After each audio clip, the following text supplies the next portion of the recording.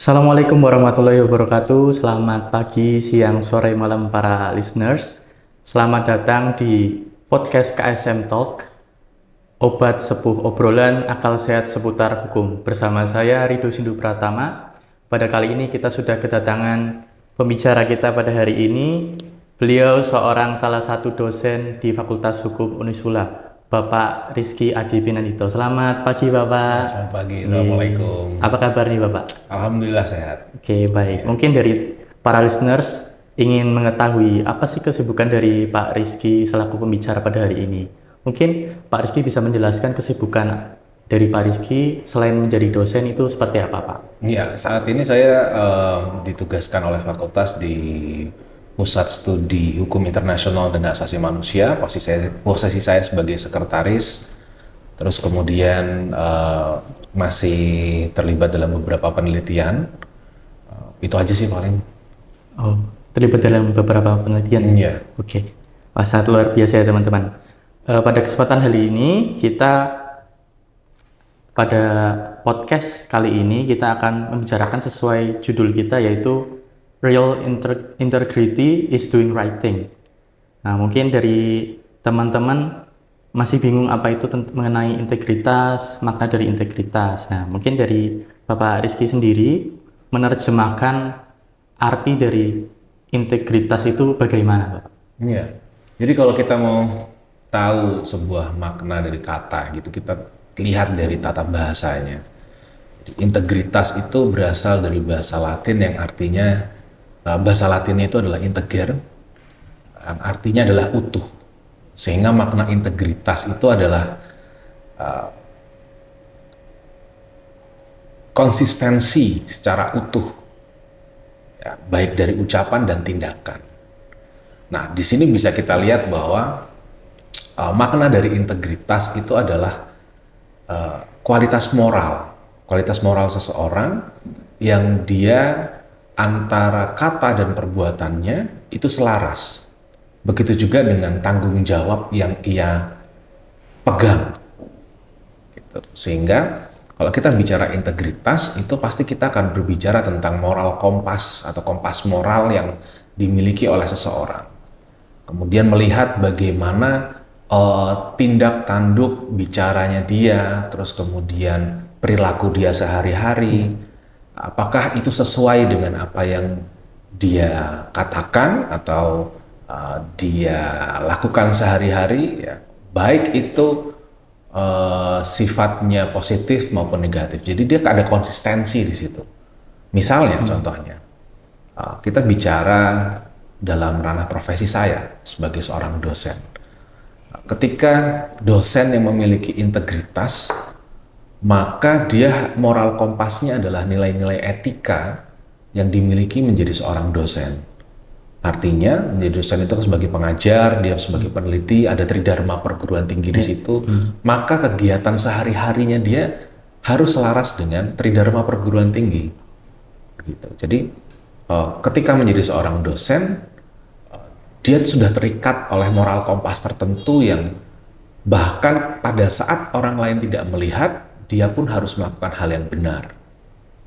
Jadi bukan hanya karena di depan publik kemudian dia berperilaku yang cakap, dia berperilaku yang baik, kemudian ketika tidak ada publik yang melihat, kemudian dia melakukan tindakan-tindakan amoral, itu tidak boleh seperti itu. Jadi kalau kita bilang integritas itu adalah kesesuaian moral kompas, ya, dengan perilaku dan tata bicara kita harus selaras, konsisten. Oke, Seperti itu. berarti juga mengacu pada kejujuran seseorang ya, Pak? Iya, selain kejujuran juga banyak. Jadi ada 5 unsur integritas, ya. Yang pertama itu adalah kejujuran, pasti. Ya. Kemudian selanjutnya adalah konsistensi. Jadi ketika orang sudah jujur, maka dia harus konsisten. Nggak sikapnya nggak berubah-ubah. Jadi kalau dia memang berbicara A, ya dia akan melakukan A. Kalau dia berbicara B, maka dia akan melakukan B. Gitu. Jadi ada kejujuran, konsistensi, kemudian yang ketiga adalah tanggung jawab. Yang keempat, prinsip moral. Jadi dia selalu punya moral kompas. Contohnya misalnya, saya sebagai praktisi hukum, ya, katakanlah jaksa, maka saya tidak mau menerima suap. Itu moral kompas. Ya. Sehingga moral kompas inilah yang menjaga kejujuran dan konsistensinya itu, serta memikul tanggung jawab. Oh, bahwa sebagai seorang jaksa saya nggak boleh menerima suap karena ada tanggung jawab yang harus saya laksanakan ketika saya melanggar itu. Ya, yang terakhir adalah keteguhan hati. Jadi ketika sudah punya moral kompas, supaya moral kompas ini dia teguh gitu ya, supaya dia tidak tergoyang, ya dia harus punya keteguhan hati bahwa tidak ada yang bisa menggeser moralitas yang saya miliki. Ya. Itu adalah unsur-unsur dari integritas. Makanya ketika orang bilang bahwa oh ini area integritas gitu ya, di sebuah instansi pemerintahan ada jargon zona integritas. Artinya itu menjadi semangat bahwa orang-orang yang di dalam itu harus memiliki 5 kualitas tadi. Dia harus punya kejujuran, harus punya konsistensi, ya, harus punya tanggung jawab, punya prinsip moral dan keteguhan hati supaya prinsip moral itu tidak bergeser dalam situasi apapun. Gitu. Ya. Mungkin buat selanjutnya, nah ini Ya.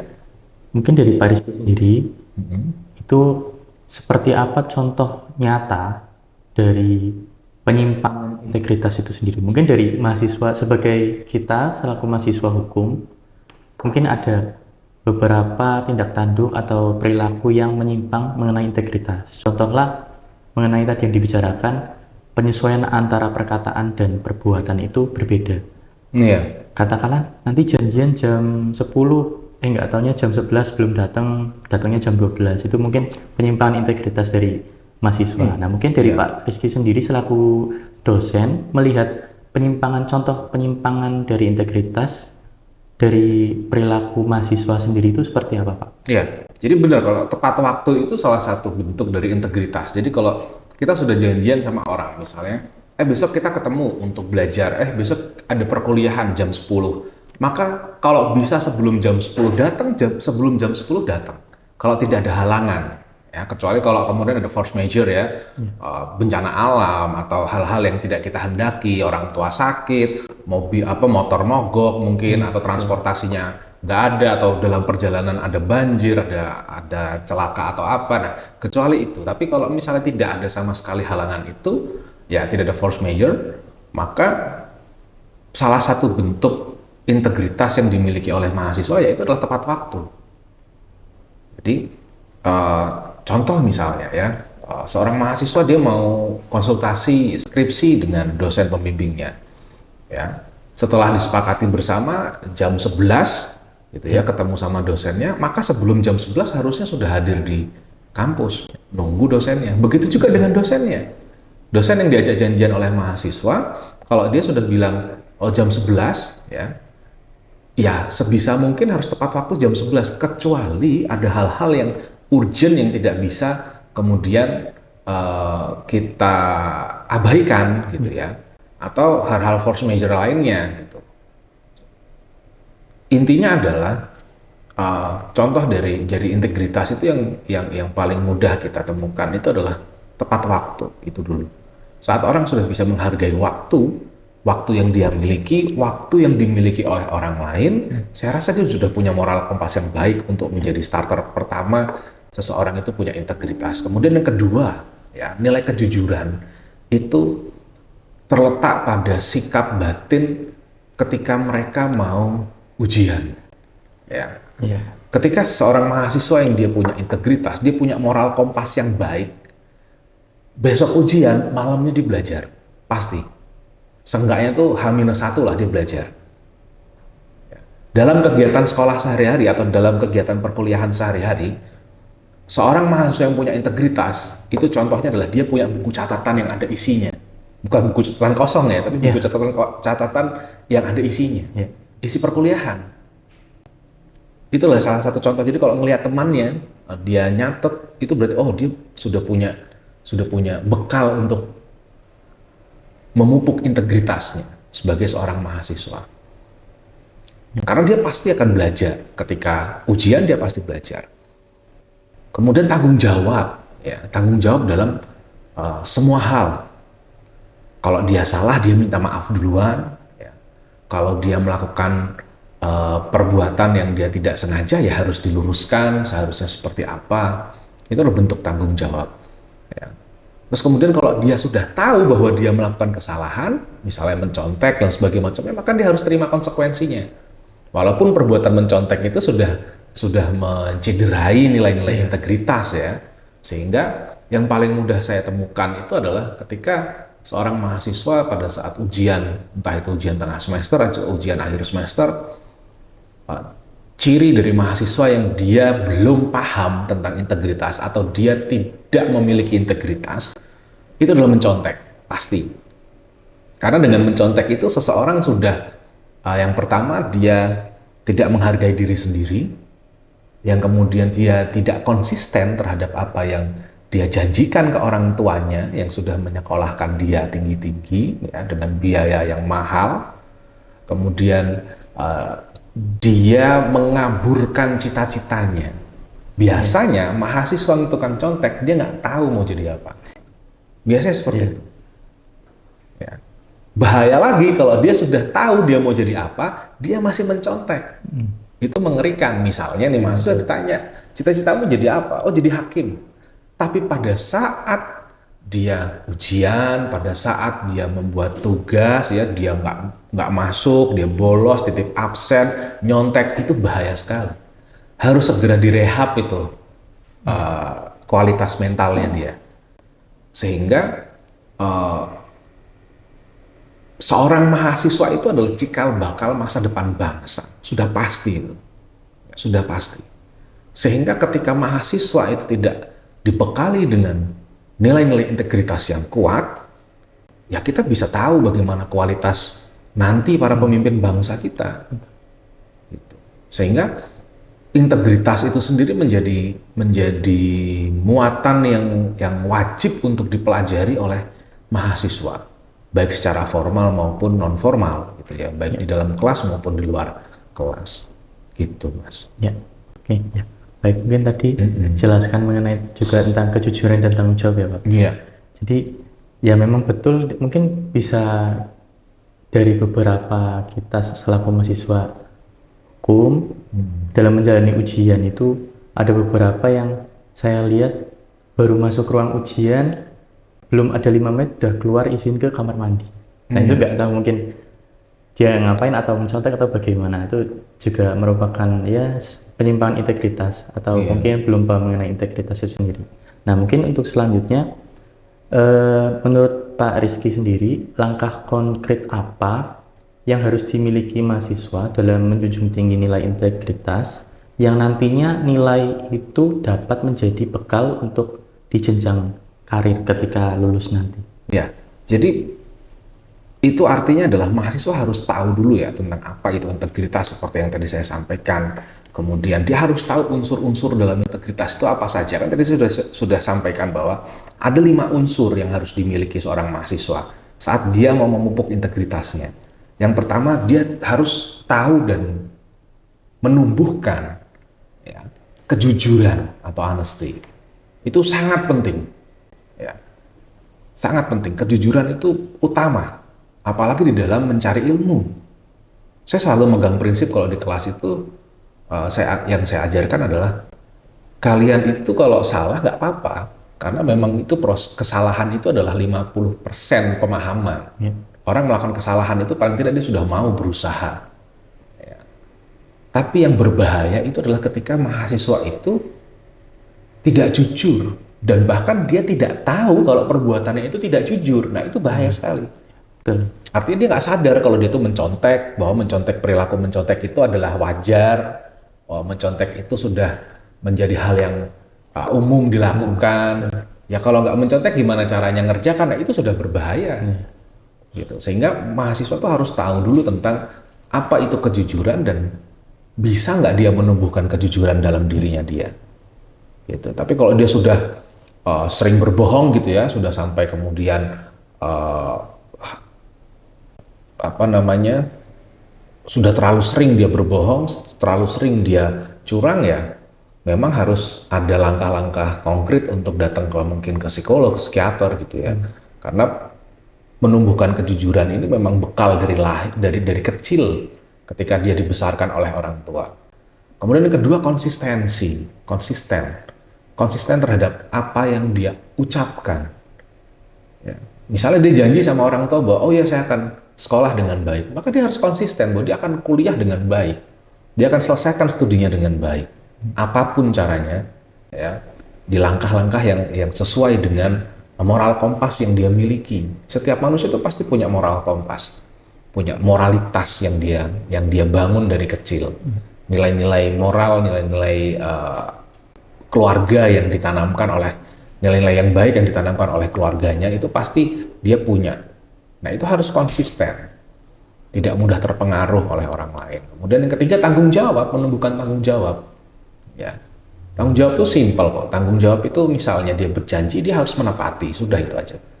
Ketika dia janjian sama orang jam 10, datang tepat waktu, itu sudah merupakan tanggung jawab. Bahwa dia punya tanggung jawab moral bahwa oh saya tidak mau membuat orang lain menunggu. Ya, saya tidak mau mencederai perasaan orang lain. Gitu. Dia rasa apa namanya, tenggang rasanya ada. Gitu. Kemudian prinsip moralnya itu tadi dia punya moral kompas. Prinsip moral itu nilai-nilai dalam keluarga yang ditanamkan. Ya. Misalnya tidak mau menggunakan uang yang bukan miliknya. Itu sudah nilai-nilai yang ditanamkan dari kecil oleh orang tua. Ya. Tidak boleh berbohong walaupun hal-hal yang sederhana.